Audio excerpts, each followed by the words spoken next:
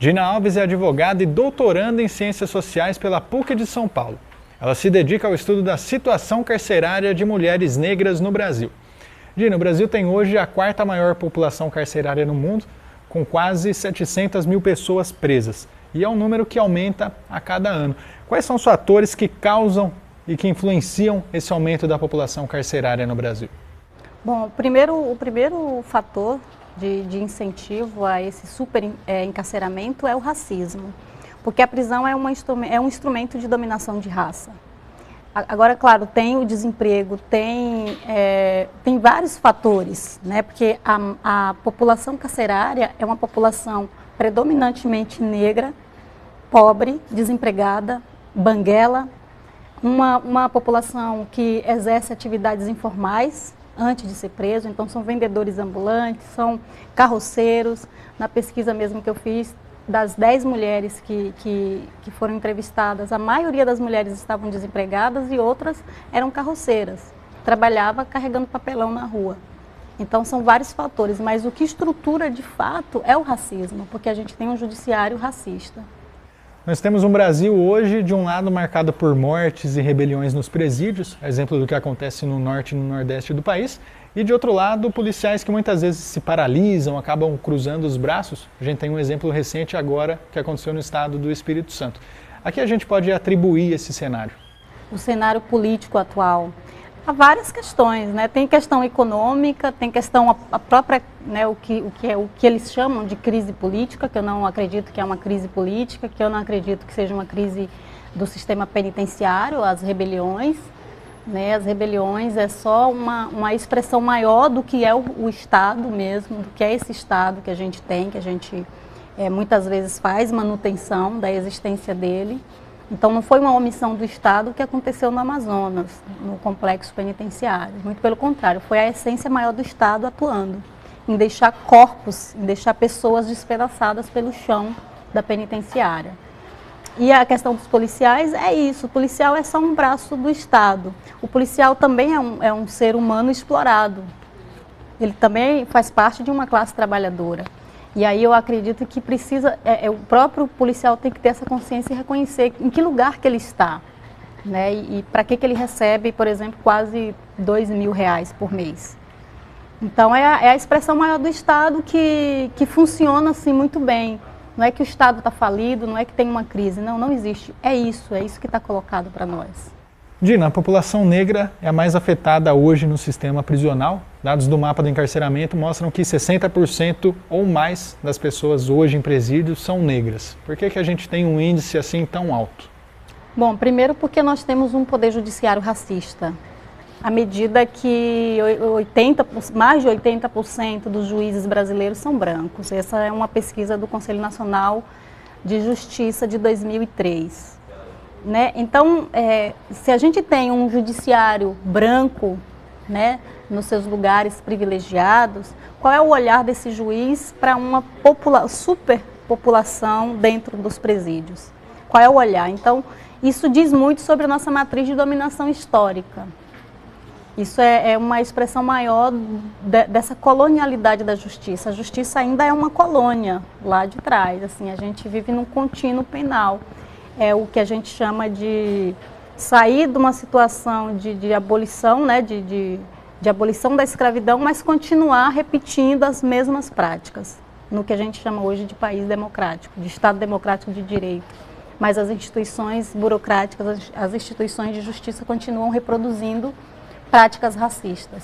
Então o próprio olhar do judiciário é um olhar racista, sim. As próprias sentenças, os jargões jurídicos de personalidade deformada para o crime. Várias sentenças judiciais, quando um juiz vai julgar, essa expressão está colocada lá. E aí a gente percebe uma grande teoria de uma justiça lombrosiana, as teorias do século XIX, de Lombroso, aí viva no nosso judiciário hoje. Dina, pensando na questão da violência, qual que é o cenário que a gente tem hoje e como que a gente pode atuar para diminuir a violência tanto dentro quanto fora dos presídios?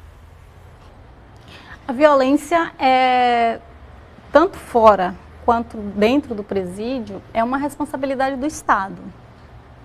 né? Então acho que a gente precisa primeiro pensar que Estado que a gente tem, que governo que a gente tem, quem compõe esses ministérios, secretarias que produz essa violência também, porque é uma violência produzida. A própria mídia, né, fascista, a mídia aí maior, ela produz essa violência cotidianamente. Ela produz vulnerabilidades nas pessoas, né, as pessoas pobres, as pessoas negras, os indígenas. Então acho que teria que pensar como que a gente pode se organizar sem colocar o Estado como fator central. Se organizar entre movimentos, se organizar, a própria esquerda se organizar para buscar discursos alternativos, para buscar práticas alternativas e para radicalizar um pouco mais nos seus discursos contra o Estado. E não para fazer manutenção dessa ordem que está aí, da ordem que mata, que extermina. Hoje o Brasil mata muitos adolescentes negros, muitos jovens negros. Essas rebeliões, se a gente for fazer de fato assim, a contagem de quantos corpos negros são despedaçados, lá no caso do Amazonas, por exemplo, os corpos eram pedaços de pessoas, braços, pernas, e os presos que tiveram que tirar esses pedaços de corpos e jogar para fora da penitenciária, para o ML pegar esses corpos e levar. E muitos não acharam até hoje cabeças e outros órgãos. Então isso é responsabilidade do Estado, né? E a gente não pode pagar esse preço, a gente reparar o erro do Estado. Eu acho que a gente tem que começar a repensar as nossas práticas cotidianas em movimentos aqui fora, sem colocar esse Estado como centralizador e fazer manutenção dessa ordem que já não serve. Pelo menos para determinados grupos, não. Essa ordem, esse Estado, ele é feito para fazer manutenção de privilégios de uma elite branca, conservadora, homofóbica, racista.